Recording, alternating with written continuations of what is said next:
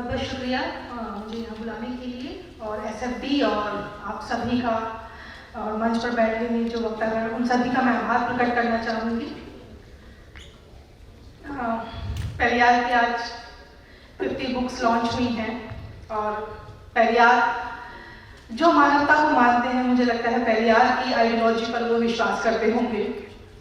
तो मूक नाइक की जर्नी के लिए भी मुझे यहाँ बुलाया गया है, तो मैं आपके साथ वही सब शेयर करना चाहूँगी कि किस लिए हम लोगों ने मूक नाइक की शुरुआत की।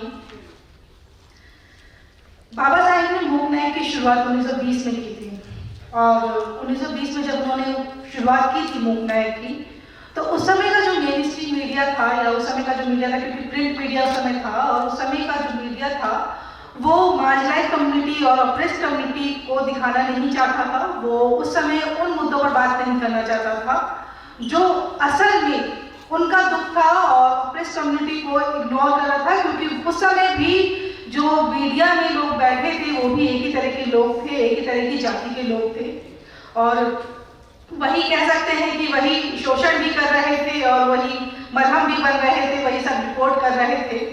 तो बाबा साहिब को उस समय जो है इसकी बहुत कमी खली कि हमारे लोगों की हमारे मुद्दों पर तो बात ही नहीं होती और उन्होंने इस तरह से जर्नलिज्म की शुरुआत करी मूक नायक के जरिए और 1920 में उन्होंने अपना मीडिया शुरू किया मूक नायक के नाम से, लेकिन वो बहुत ज़्यादा चल नहीं पाया क्योंकि फाइनेंशियली कंडीशन मूक नायक बाबा साहिब की उस समय अच्छी नहीं थी, तो बहुत दिनों तक नहीं चल पाया।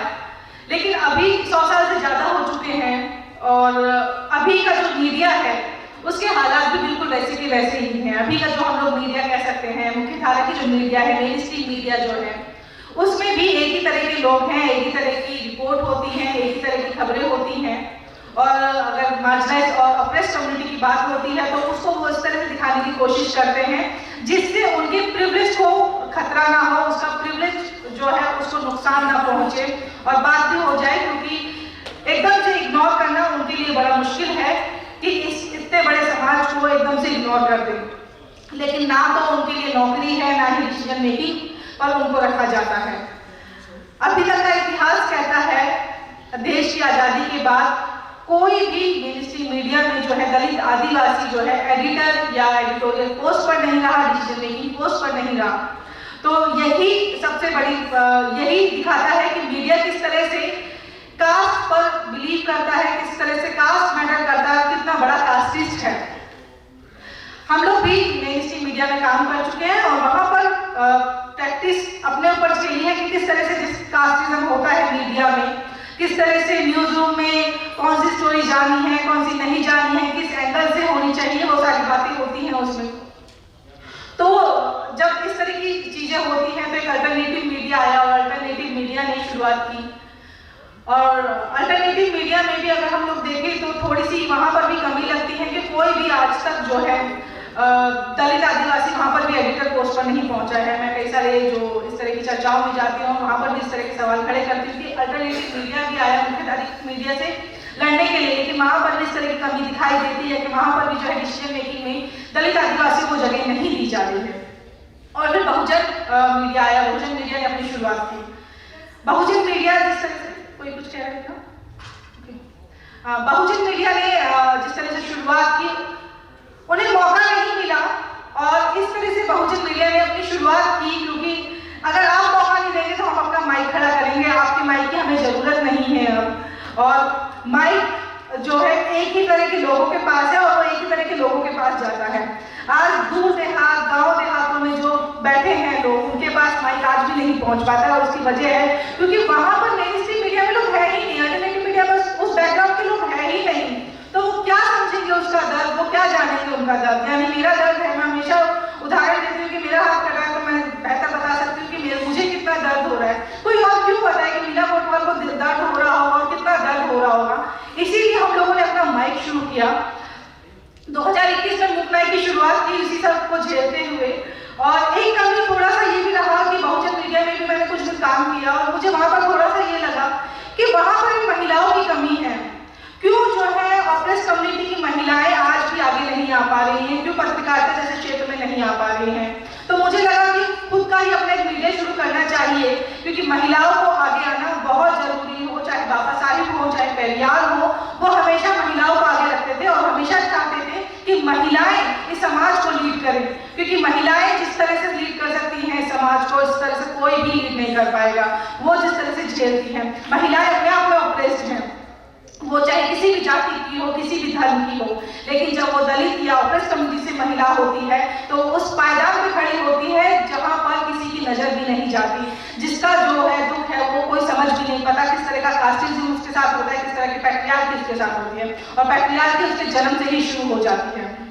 तो वो सारी चीजें देखते हुए हम लोगों ने मूक नायक की शुरुआत की 31 जनवरी 2021 को, और इसी दिन 31 जनवरी को ही बाबा साहिब ने भी शुरुआत की थी। और आज मूक नायक को 2 साल से थोड़ा सा ज्यादा समय हो गया है। मूक नायक ने अपनी उपलब्धि जो है देश नहीं बल्कि विदेशों में भी हासिल की है। लोग उसको जान रहे हैं, मूक नायक के काम को जान रहे हैं। और मूक नायक हम जिस तरह की खबरें उठाते हैं सोशल इशू के ऊपर उठाते हैं, और हम चाहते हैं कि अभी तक जो समाज में हकीकत बनी हुई है दलित आदिवासियों के, कई सारे मीडिया आई, कई सारे सरकारें आई, लेकिन उनकी हालात नहीं बदले। तो हम लोग सोशल इशू पर ज्यादा काम करते हैं, सोशल इशू उठाते हैं, और मूक नायक ने ऐसी कई खबरें की हैं जिससे कि वहां की सच्चाई बदल गई। मध्य प्रदेश का एक उदाहरण देना चाहूंगी। 40 करोड़ का एक बजट पास होना था जो दलितों के लिए था, दलित फाइनेंशियल कॉर्पोरेशन के लिए था वो, और वो पास ही नहीं हो रहा था। मूक नायक की एक खबर हुई और उसके बाद 38 करोड़ का बजट पास हो गया। तो इस तरह की खबरें होती है। बलिया का एक गांव था जहां पर दलितों की आबादी सबसे ज्यादा रहती थी, और वहां पर अभी तक लाइट ही नहीं पहुंची थी, जहां सरकारें वादे करती हैं, दावे करती हैं कि घर घर बिजली पहुंच चुकी है, लेकिन वहां उस गांव में अभी तक बिजली ही नहीं देखी थी, वहां पर खंभे भी नहीं थे बिजली के। तो इस तरीके से हम लोगों ने जब खबर की 3 महीने के अंदर वहां से खबर आ गई कि सरकार की तरफ से नोटिस जारी हुआ कि 3 महीने के अंदर उस गांव में बिजली पहुंचा दी जाएगी। और ऐसे ही राजस्थान में बहुत सारी खबरें हुई। आप लोगों ने देखा होगा किस तरह से एक दलित बच्चे ने जब पानी का मटका छुआ, उसका जो टीचर था उसने उसको किस तरह से मारा, उसको इतना पीटा कि उसकी मौत हो गई। इस तरह की हम लोग खबरें कोशिश करते हैं, वो दिखाए। हाथरस का मामला हम लोगों ने उठाया, नांगल कैंट का मामला आप लोगों ने देखा होगा, 9 साल की बच्ची के साथ रेप होता है, और दिल्ली में बैठा मीडिया, तमाम मीडिया वहां तक नहीं पहुंच पाया, दिल्ली कैंट उनके लिए दूर हो गया।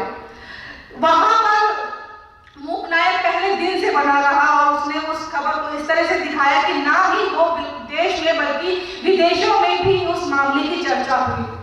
ये मामले हम लोग इस तरह से उठाने की कोशिश करते हैं क्योंकि हम चाहते हैं कि सोशल इशू जो है दलितों के, आदिवासियों के, उसमें बदलाव आए, सरकारों में नहीं। हम लोग कोशिश करते हैं कि वो बदलाव आए जो लॉन्ग टर्म के लिए काम करे, क्योंकि एक बार किसी के पास पीने का पानी पहुंच गया तो पीने का पानी वापस नहीं जाएगा। बलिया के जिस गांव में बिजली पहुंची है वो वापस नहीं ले ली जाएगी। FIR हम लोग कराने की कोशिश करते हैं क्योंकि दलित आदिवासियों के मामले में FIR भी नहीं होती ज्यादातर मामलों पर। वो हम कोशिश करते हैं कि वो हम लोग इस तरह की रिपोर्ट करें कि वो FIR हो जाए, ताकि ये सारी चीजें लॉन्ग टर्म के लिए काम करें। हम लॉन्ग टर्म के लिए सोशल इशू पर काम करें जो दूसरा मीडिया काम नहीं कर रहा है, जो दूसरा मीडिया आपको नहीं दिखाएगा। ऑक्सफैम की रिपोर्ट कहती है, 2006 में एक रिसर्च आया था कि दलित आदिवासी मेनस्ट्रीम मीडिया में है ही नहीं, चाहे वो डिजिटल हो, चाहे प्रिंट हो, चाहे टीवी हो, चाहे रेडियो हो, कहीं पर भी डिसीजन मेकिंग में नहीं है। वैसी ही रिपोर्ट 2019 में आती है ऑक्सफैम की। ऑक्सफैम की रिपोर्ट भी वही एकदम वैसा ही डेटा आया कि अभी तक कोई भी दलित आदिवासी डिसीजन मेकिंग में क्यों नहीं पहुंचा।